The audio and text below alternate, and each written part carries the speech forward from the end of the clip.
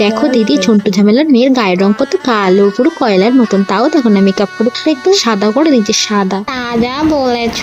আমার দিদির বিয়েতে এসে আমার দিদির নামে নিন্দা করা হচ্ছে। দাঁড়ারে বুড়ো বেগুনের বাচ্চা, দেখাচ্ছে তোদের মজা। হ্যালো, পচা কুমড়োর দল। মুখটা তো পুরো পচা কুমড়োর থেকেও বাজে। সেই থোবড়া নিয়ে আবার আমার দিদির রূপ নিয়ে জাজ করছিস?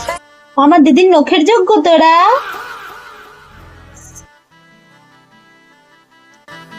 দিদি বর এসে গেছে রে।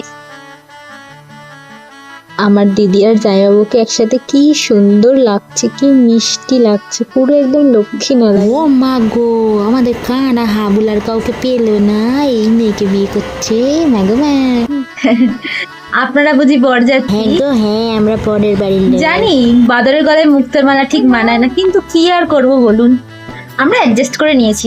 জানি আমার দিদি মুক্তোর মালা বাদরের গলায় ঠিক ভালো লাগে না, কিন্তু ওই সবই কপাল। আসছি, আপনারা সবাই ভালো করে খেয়ে যাবেন। হ্যাঁ, ভালো করে খেয়েছেন তো? দেখেছো মাংসটা কেমন কাঁচা কাঁচা? হ্যাঁ, ওই জন্য তো মাত্র আমি 10 পিস মাত্র খেয়েছি। ভালোই করেছি বাবা, 50 টাকার কাঁচের পাটি দিয়েছি। আচ্ছা বেটা, কাঁচের বাটি দিয়ে আর গান্ডা কিনতে গেলাম। কে কে আছিস?